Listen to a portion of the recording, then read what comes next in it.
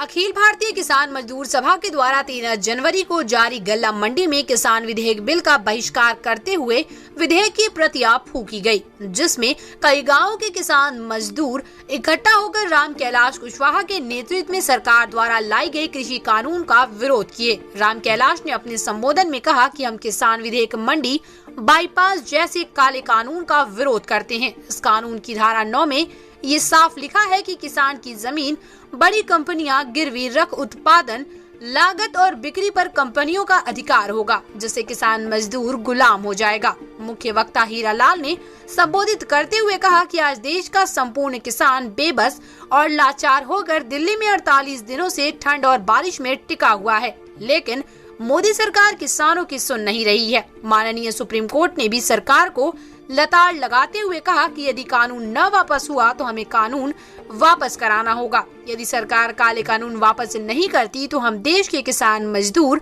26 जनवरी से पहले दिल्ली कूच करेंगे।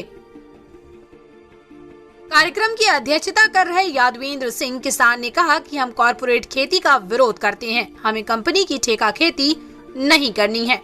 हम मेहनतकश लोग हैं जो स्वयं खेती करेंगे, देश का पेट भरेंगे। यदि सरकार कुछ करना चाहती है तो स्वामीनाथन आयोग के अनुसार फसल की कीमत दे, एमएसपी से कम खरीद को क्राइम घोषित करे। इस कार्यक्रम का संचालन राजकुमार पथिक ने किया। देखिए, जो हमारे हाथ में ये कॉपी है, ये सरकार कानून लाई है, ठेका खेती कानून। यानी अब कंपनियों को जो है गांव में घुसाएगी, जो कंपनियां गांव में जाएंगी और किसानों से जो है कांटेक्ट करेंगी, समझौता करेंगे, एग्रीमेंट करेंगी कि हमारे लिए फला अनाज आप पैदा करो।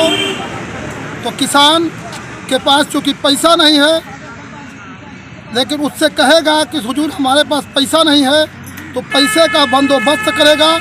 सरकार झूठ बोल रही है कि सरकार कह रही है कि नहीं, कर्ज नहीं देगी कंपनियां, लेकिन कंपनियां कर्ज में देंगी। धारा 19 में, कानून की धारा 9 में कानून की धारा 9 में साफ जिक्र है कि ज़मीन बंधक होगी और ज़मीन नीलाम होगी।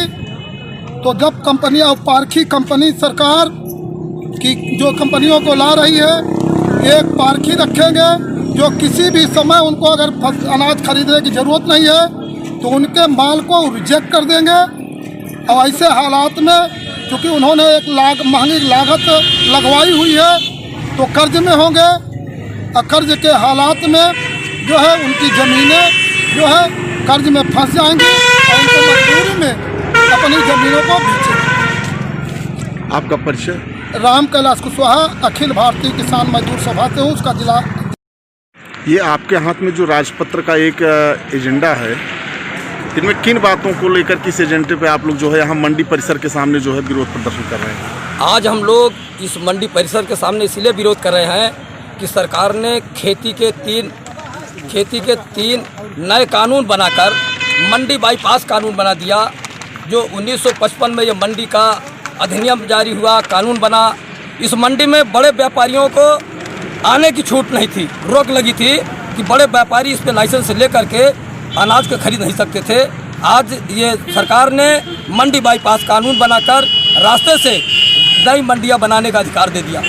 इस मंडियों के बन जाने से नहीं, ये जो पुरानी मंडियां हैं, जो कानून हैं, वो समाप्त हो जाएंगे। इनकी देख रेख रख रखाव समाप्त कर दिया जाएगा।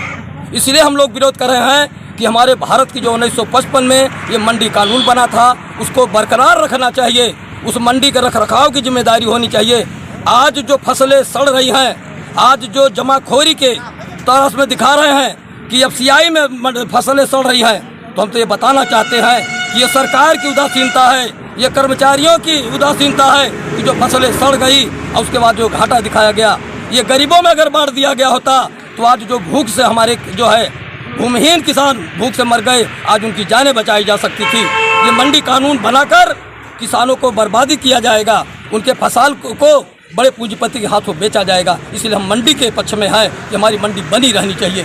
ठेका खेती के तीनों कानून समाप्त होना चाहिए। आपका परिचय? मेरा नाम राजकुमार पथिक, जिला महासचिव अखिल भारतीय किसान मजदूर सभा। CIB इंडिया न्यूज की सभी खबरों को देखने के लिए लाल रंग की बटन को दबाकर चैनल को सब्सक्राइब जरूर करें, घंटी जरूर दबाएं ताकि हमारी सभी खबरों के नोटिफिकेशन आप तक पहुंचते रहें।